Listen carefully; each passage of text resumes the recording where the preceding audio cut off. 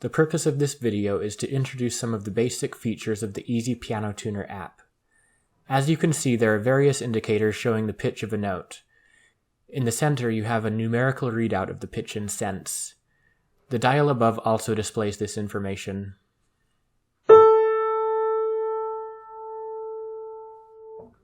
Behind the dial, you have multiple strobe wheels that spin based on how sharp or flat a note is.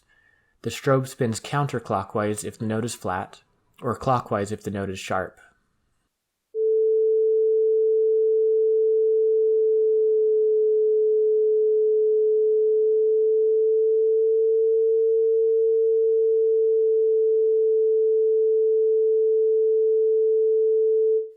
When the note is in tune, the strobe stops. Depending on which note is being played, there may be multiple strobe wheels, each one for a different harmonic that is present in the complex tone of a piano.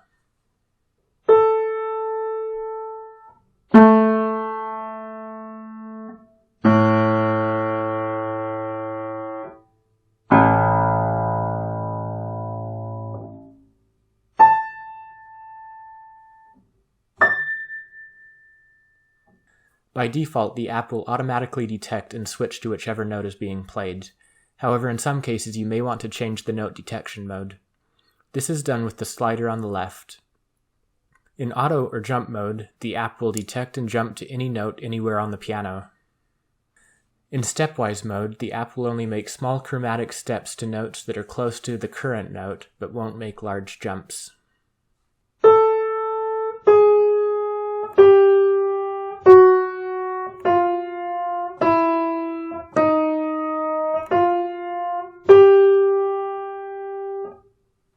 Lock mode prevents the app from switching notes altogether.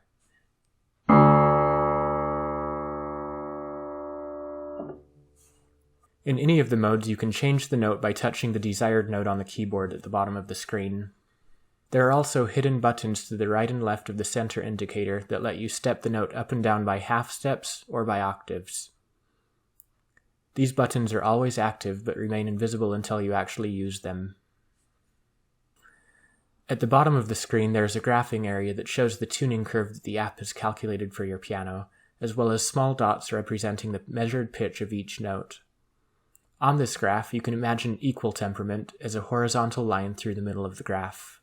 The vertical scale of the graph ranges from -50 to +50 cents, and you can see the upper notes of the piano are stretched sharp of equal temperament and the lower notes are stretched flat, which is what you would expect for a typical piano tuning.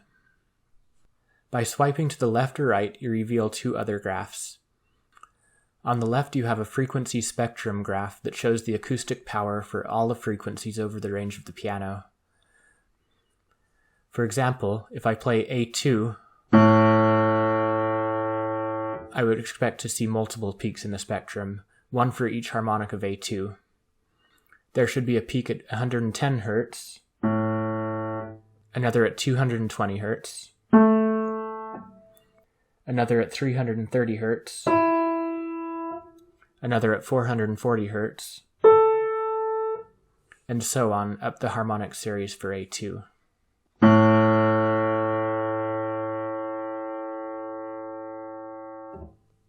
The relative strength of each harmonic is what determines the timbre or tone quality of a note. In the low bass, you'll notice that the lowest harmonics are often weak or missing. This is normal. Swiping to the right reveals the inharmonicity graph. Each dot on this graph represents the inharmonicity of one note on the piano, and the line represents a best fit that can be used to interpolate the inharmonicity for notes that haven't been measured yet. Typically, the inharmonicity is lowest in the tenor region, where the strings are long but aren't as thick as the strings in the low bass. The inharmonicity is greatest in the high treble, where the string stiffness to length ratio is large. Let's create a new tuning file. You do this from the main menu, which you open with the button in the upper left corner of the screen. Just for fun, let's name this tuning file.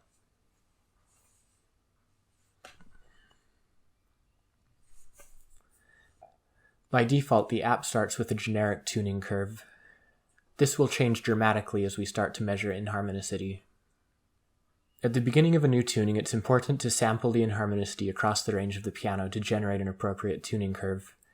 The more notes you sample, the more accurate the tuning curve will be.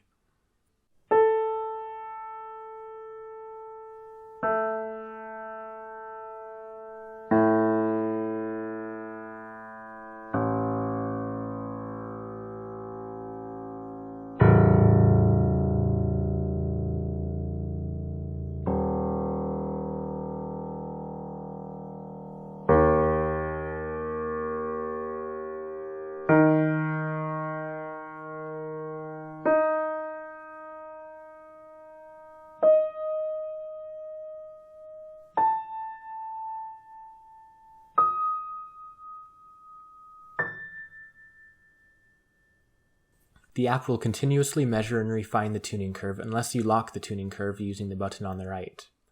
This prevents the app from measuring any new inharmonicity data. I'll often lock the tuning after performing a pitch raise on the piano and before beginning the fine-tuning, but if you want to lock it after sampling only 6 notes, that's okay too.